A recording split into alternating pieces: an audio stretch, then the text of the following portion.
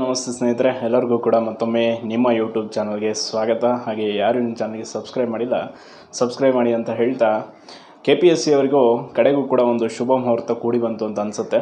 ಅದು ಯಾವ ಹುದ್ದೆ ಬಗ್ಗೆ ಏನು ಅಪ್ಡೇಟು ಅಂತಂದರೆ, KPSCಯಿಂದ ಕಳೆದ ಮಾರ್ಚ್ ತಿಂಗಳಲ್ಲೇ ನೋಟಿಫಿಕೇಷನ್ ಆಗಿದ್ದಂಥ ಮೋಟಾರ್ ವೆಹಿಕಲ್ ಇನ್ಸ್ಪೆಕ್ಟ್ರು ಒಟ್ಟು 76 ಹುದ್ದೆಗಳು, 70 ನಾನ್ HK 6 HK ಹುದ್ದೆಗಳಿಗೆ ಒಂದು ನೋಟಿಫಿಕೇಷನ್ ಆಗಿತ್ತು. ಎಲ್ಲ ಅಂದ್ಕೊಂಡಂಗೆ ಆಗಿದ್ರೆ ಇಷ್ಟೊತ್ತಿಗೆ ಆನ್ಲೈನ್ ಅಪ್ಲಿಕೇಶನ್ ಡೇಟ್ ಕೂಡ ಇದೇ ತಿಂಗಳು 22ನೇ ತಾರೀಕು ಕ್ಲೋಸ್ ಆಗಬೇಕಿತ್ತು. ಬಟ್ ಅದು ಟೆಕ್ನಿಕಲ್ ಕಾರಣಗಳು ಅಥವಾ ಇನ್ನಿತರ ಕಾರಣಗಳನ್ನ ಹೇಳ್ತಾ ಆ motor vehicle inspector online application ಡೇಟ್ನ ಎಕ್ಸ್ಟೆಂಡ್ ಮಾಡ್ತಾನೆ ಹೋದರು.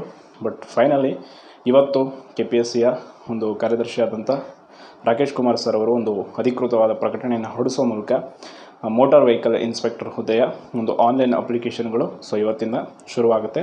ಅಪ್ ಟು ನಿಮಗೆ ನೆಕ್ಸ್ಟ್ ತಿಂಗಳ 30ನೇ ತಾರೀಕುವರೆಗೂ ಅರ್ಜಿಯನ್ನು ಸಲ್ಲಿಸೋದಕ್ಕೆ ಅವಕಾಶ ಇದೆ. ಯಾರ್ಯಾರು ಎಲಿಜಿಬಲ್ ಇದ್ದೀರಾ ಮೋಟಾರ್ ವೆಹಿಕಲ್ ಇನ್ಸ್ಪೆಕ್ಟರ್ ಹುದ್ದೆಗೆ ಅಪ್ಲಿಕೇಶನ್ ಹಾಕೋದಕ್ಕೆ, ಎಲ್ಲರೂ ಕೂಡ ಅಪ್ಲೈ ಮಾಡಿ. ಹಾಗೆ ಇನ್ನೊಂದು ಸಲ ಡೀಟೇಲ್ಡಾಗಿ ನೋಟಿಫಿಕೇಷನನ್ನು ಓದ್ಕೊಂಡ್ಬಿಡಿ, ಮತ್ತೆ ನೀವು ಮಿಸ್ಟೇಕ್ಸ್ಗಳನ್ನು ಮಾಡಬೇಡಿ. ಅಗೇನ್ CTI ಬಗ್ಗೆ ಕೂಡ ಒಂದಿತ್ತು ಅಪ್ಡೇಟ್ ಇತ್ತು. ಇವತ್ತು ಯಾರೋ ನನ್ನ ಚಾನಲ್ನ ಒಬ್ಬರು ಸಬ್ಸ್ಕ್ರೈಬರ್ ಕಾಲ್ ಮಾಡಿದ್ರಂತೆ. ಅದಕ್ಕೆ ಅವ್ರು ಹೇಳಿದ ರೆಸ್ಪಾನ್ಸು, ಇಲ್ಲ ಜೂನ್ ತಿಂಗಳು ಕೂಡ ಡಿಲೇ ಆಗುತ್ತೆ, ರಿಸಲ್ಟು ಜುಲೈಗೆ ಬರುತ್ತೆ ಅಂತ ಹೇಳಿದ್ರಂತೆ. ನೋಡೋಣ, ಅವ್ರದ್ದು ಒಂದು ಹಂತದವರೆಗೂ ನಮ್ಮ ತಾಳ್ಮೆ ಕೂಡ ಇರುತ್ತೆ ಈ ವಿಚಾರದಲ್ಲಿ, ಕಾದು ನೋಡೋಣ. ಹಾಗೆ ನೆಕ್ಸ್ಟು ಟಾಪಿಕ್ ಡೈವರ್ಟ್ ಆಗೋದು ಬೇಡ, ಮೋಟ್ರ್ ವೆಹಿಕಲ್ ಇನ್ಸ್ಪೆಕ್ಟ್ರದು. ಇವತ್ತಿಂದ ಅಪ್ ಟು ನೆಕ್ಸ್ಟ್ ಮಂತು 30ನೇ ತಾರೀಕುವರೆಗೂ ಅಪ್ಲಿಕೇಶನ್ ಡೇಟ್ ಇದೆ.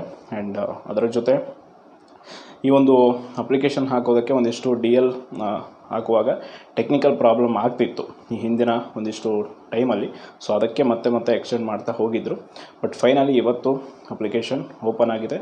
ಇವತ್ತು ಸಂಜೆಯಿಂದನೇ ಅಪ್ಲಿಕೇಶನ್ ಹಾಕೋದಕ್ಕೆ ಶುರು ಮಾಡಬಹುದು.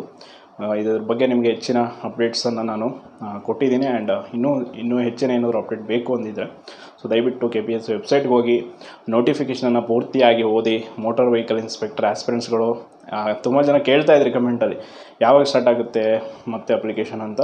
ಫೈನಲಿ ಸ್ಟಾರ್ಟ್ ಆಗಿದೆ. ಕೆಲವರು ವಿಡ್ರಾ ಮಾಡ್ಕೊಂಡ್ಬಿಟ್ಟಿದ್ದಾರೇನೋ ನೋಟಿಫಿಕೇಷನ್ ಅಂತ ಅಂದ್ಕೊಂಡಿದ್ರಿ, ಬಟ್ ಏನಾಗಿಲ್ಲ. ಸಂಘಟನೆ ಕೂಡ ಇದರ ಬಗ್ಗೆ ಒಂದು ಮನವಿ ಪತ್ರವನ್ನು ಕೊಟ್ಟಿತ್ತು. ಅದಕ್ಕೆ ಫೈನಲಿ ಒಂದು ಶುಭ ಸುದ್ದಿ ಬಂದಿದೆ. ಹಾಗೇನು CTI ರಿಸಲ್ಟ್ ಕೂಡ ಅಷ್ಟೇ, ನಾವು ನೋಡ್ತೀವಿ ನೆಕ್ಸ್ಟ್ ಜೂನ್ ತಿಂಗಳು ರಿಸಲ್ಟ್ ಬರಲಿಲ್ಲ ಅಂದರೆ ನೆಕ್ಸ್ಟ್ ನಾವೇನು ಮಾಡಬೇಕು ಅದರ ಪ್ರೊಸೆಸ್ಸನ್ನು ಕಂಪ್ಲೀಟಾಗಿ ಮಾಡ್ತೀವಿ. ಅದಕ್ಕೆ ನಿಮ್ಮ ಬೆಂಬಲ ಬೇಕೇ ಬೇಕು ಅಂತ ಹೇಳ್ತಾ, ಯಾರು ನಿಮ್ಮ ಚಾನಲ್ಗೆ ಸಬ್ಸ್ಕ್ರೈಬ್ ಮಾಡಿಲ್ಲ ಸಬ್ಸ್ಕ್ರೈಬ್ ಮಾಡಿ ಸ್ನೇಹಿತರೆ. ಧನ್ಯವಾದಗಳು.